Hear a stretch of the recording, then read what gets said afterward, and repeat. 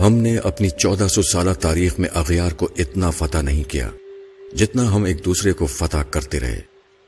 آپ کو شاید یہ جان کر حیرت ہو کہ مسلمانوں نے دنیا کا 95% علاقہ اسلامی عروج کی پہلی صدی میں فتح کر لیا تھا۔ مسلمان اس کے بعد 1350 سال اس علاقے کے لیے ایک دوسرے سے لڑتے رہے۔ ہمارے علم، فلسفے، سائنس اور ایجادات کی 95% تاریخ بھی ابتدائی 300 سال تک محدود تھی۔ ہم نے واقعی 1000 سال میں جنگوں کے سوا کچھ نہیں کیا۔ آپ آج 2018 سے 1000 سال پیچھے چلے جائیں، آپ کو محمود غزنوی ہندوستان پر حملہ کرتا ملے گا۔ سب سے پہلے ملتان پر حملہ کر کے اسماعیلی فرقے کے مسلمانوں کا قتل عام کیا کرتا تھا اور دولت لوٹ کر لے جاتا تھا۔ آپ اسپین میں مسلمانوں کے ہاتھوں مسلمان کا گلا کٹتے دیکھیں گے۔ آپ کو ترکی میں سلجوق تلواریں اٹھا کر پھرتے نظر آئیں گے۔ آپ کو عرب میں لاشیں بکھری ملیں گی، شیعہ سنی اور سنی شیعہ کے سر اتارتے نظر آئیں گے۔ مسلمان کو فتح کر رہا ہوگا، مسلمانوں کی مسجدیں جلاتے دکھائی دیں گے، اور آپ مومنوں کے ہاتھوں میں مومنوں کے سروں کے مینار بنتے دیکھیں گے۔ آپ 1018 سے آگے آتے چلے جائیں، آپ کے سارے طبق روشن ہوتے چلے جائیں گے۔ آپ کو مسلمان کو قتل کرتے اور قتال کے درمیان وقفے میں حرام خوری کرتے نظر آئیں گے۔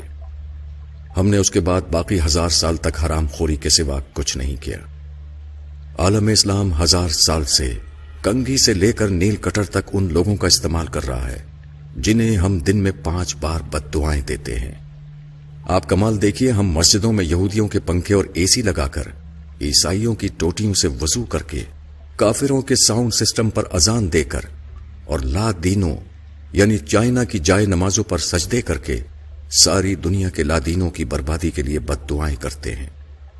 ہم ادویات بھی یہودیوں کی کھاتے ہیں، بارود بھی کافروں کا استعمال کرتے ہیں، اور پوری دنیا میں اسلام کے غلبے کے خواب بھی دیکھتے ہیں۔ آپ کو شاید یہ جان کر حیرت ہوگی کہ ہم خود کو دنیا کی بہادر ترین قوم سمجھتے ہیں، لیکن ہم نے پچھلے 500 برسوں میں کافروں کے خلاف کوئی بڑی جنگ نہیں جیتی۔ ہم 5 صدیوں سے مار اور صرف مار کھا رہے ہیں۔ پہلی جنگ عظیم سے قبل پورا عرب ایک تھا، یہ خلافت عثمانیہ کا حصہ ہوتا تھا۔ یورپ نے 1918 میں عرب کو 12 ملکوں میں تقسیم کر دیا اور دنیا کی بہادر ترین قوم دیکھتی کی دیکھتی رہ گئی۔ ہم اگر جنگجو تھے، ہمارا اگر لڑنے کا 1400 سال کا تجربہ تھا، تو ہم کم از کم لڑائی ہی میں پرفیکٹ ہو جاتے، اور کم از کم دنیا کے ہر ہتھیار پر میڈ بائی مسلم کی مہر ہی لگ جاتی، اور ہم اگر دنیا کی بہادر ترین فوج ہی تیار کر لیتے تو ہم آج مار نہ کھا رہے ہوتے۔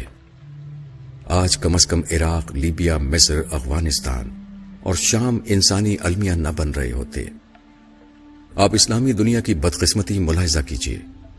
ہم لوگ آج یورپی بندوقوں، ٹینکوں، توپوں، گولوں، گولیوں اور امریکی جنگی جہازوں کے بغیر، ان کی وار ٹیکنالوجیز کی مدد کے بغیر خانہ کعبہ کی حفاظت بھی نہیں کر سکتے۔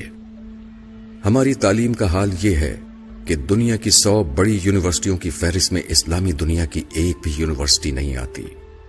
ساری اسلامی دنیا مل کر جتنی ریسرچ پیپر تیار کرتی ہے، وہ امریکہ کے ایک شہر بوسٹن میں ہونے والی ریسرچ کا نصف بنتا ہے۔ پوری اسلامی دنیا کے حکمران علاج کے لیے یورپ اور امریکہ جاتے ہیں۔ یہ اپنی زندگی کا آخری حصہ یورپ، امریکہ، کینیڈا اور نیوزی لینڈ میں گزارنا چاہتے ہیں۔ دنیا کی 90% تاریخ اسلامی ملکوں میں ہے، لیکن اسلامی دنیا کے 90% خوشحال لوگ سیاحت کے لیے مغربی ملکوں میں جاتے ہیں۔ ہم نے 500 سال سے دنیا کی کوئی دوا، کوئی ہتھیار، کوئی نیا فلسفہ، کوئی خوراک، کوئی اچھی کتاب، کوئی نیا کھیل اور کوئی اچھا قانون نہیں دیا۔ ہم نے اگر ان 500 برسوں میں کوئی اچھا جوتا ہی بنا لیا ہوتا تو ہمارا فرض کفایہ ادا ہو جاتا۔ ہم 1000 برسوں میں صاف ستھرا استنجا خانہ نہیں بنا سکے۔ ہم نے موزے اور سلیپر اور گرمیوں میں ٹھنڈا اور سردیوں میں گرم لباس تک نہیں بنایا۔ ہم نے اگر قرآن مجید کی اشاعت کے لیے کاغذ پرنٹنگ مشین اور سیاہی ہی بنا لی ہوتی تو ہماری عزت رہ جاتی، مگر یہ بھی ہمارے علماء کی فکری ارتقاء میں بسنے والے کافروں نے ہی بنائی ہے۔ ہم تو خانہ کعبہ کے غلاف کے لیے کپڑا بھی اٹلی سے تیار کراتے ہیں، ہم تو حرمین شریفین کے لیے ساؤنڈ سسٹم بھی یہودی کمپنیوں سے خریدتے ہیں. ہمارے لیے آب زمزم بھی کافر کمپنیاں نکالتی ہیں. ہماری تسبیحات اور جائے نمازیں بھی چین یعنی ایک لادین ملک سے آتی ہیں، اور ہمارے احرام اور کفن بھی جرمن مشینوں پر تیار ہوتے ہیں. ہم مانے یا نہ مانے، لیکن یہ حقیقت ہے کہ دنیا کے 1.5 ارب مسلمان صارف سے زیادہ اہمیت نہیں رکھتے. یورپ زندگی کی نعمتیں ایجاد کرتا ہے، بناتا ہے، اسلامی دنیا تک پہنچاتا ہے، اور ہم استعمال کرتے ہیں، اور اس کے بعد بنانے والوں اور ایجاد کرنے والوں کو آنکھیں نکالتے ہیں اور ان پر لاکھوں مرتبہ لعنت و ملامت بھیج کر سر فخر سے بلند کرتے ہیں. آپ یقین کیجئے، جس سال آسٹریلیا اور نیوزی لینڈ نے سعودی عرب کو بھیڑیں دینے سے انکار کر دیا، اس سال مسلمان حج پر قربانی نہیں کر سکیں گے. اور جس دن یورپ اور امریکہ نے اسلامی دنیا کو گاڑیاں، جہاز اور کمپیوٹر بیچنا بند کر دیے، ہم اس دن گھروں میں محبوس ہو کر رہ جائیں گے. ہم شہر میں نہیں نکل سکیں گے. یہ ہم ہیں اور یہ ہماری اوقات. لیکن آپ کسی دن اپنے دعوے سن لیں. آپ ان نوجوانوں کے نعرے سن لیں جو میٹرک کا امتحان پاس نہیں کر سکے، جنہیں پیج تک لگانا نہیں آتا، مگر جس دن ان کے بوڑھے والد کی دہاڑی نہ لگے اس دن ان کے گھر چولہا نہیں جلتا. آپ ان کے نعرے، ان کے دعوے سن لیجئے.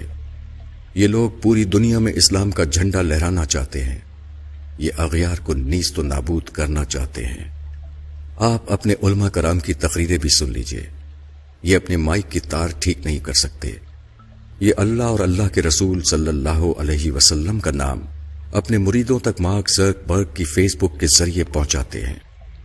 یہ لوگوں کو تھوکنے کی تمیز تک نہیں سکھا سکے.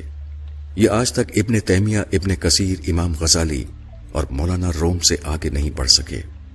پورے عالم اسلام میں ایک بھی ایسا شخص نہیں جو ابن عربی کو سمجھنے کا دعویٰ کر سکے. ابن حشام اور ابن اسحاق بھی ہم تک آکسفورڈ پرنٹنگ پریس کے ذریعے پہنچے تھے، اور ابن رشد بھی ہمیں یورپ کے اسکالرز نے سمجھایا تھا. لیکن آپ علماء کرام کی تقریریں سن لیں، آپ کو محسوس ہوگا نعوذ باللہ، نعوذ باللہ، پوری کائنات کا نظام مولانا اللہ دتہ چلا رہے ہیں. یہ جس دن حکم دیں گے اس دن سورج طلوع نہیں ہوگا، اور یہ جس دن فرما دیں گے اس دن زمین پر اناج نہیں اگے گا. ہم نے آخر آج تک کیا کیا ہے؟ ہم کس برتری پہ خود کو دنیا کی عظیم ترین قوم سمجھتے ہیں، جو آج تک ہر جمعے کے خطبے میں گلا پھاڑ پھاڑ کر نظام مصطفیٰ صلی اللہ علیہ وسلم پر فخر کرنے کے باوجود اسے مسلمانوں کے کسی بھی ملک میں نافذ نہیں کر سکے. مجھے آج تک اس سوال کا جواب نہیں مل سکا. ہم اگر دل پر پتھر رکھ کر یہ حقیقت مان لیں تو پھر ہمیں پتہ چلے گا کہ ہماری حرام خوری ہماری جینس کا حصہ بن چکی ہے. کالم از جاوید چودھری.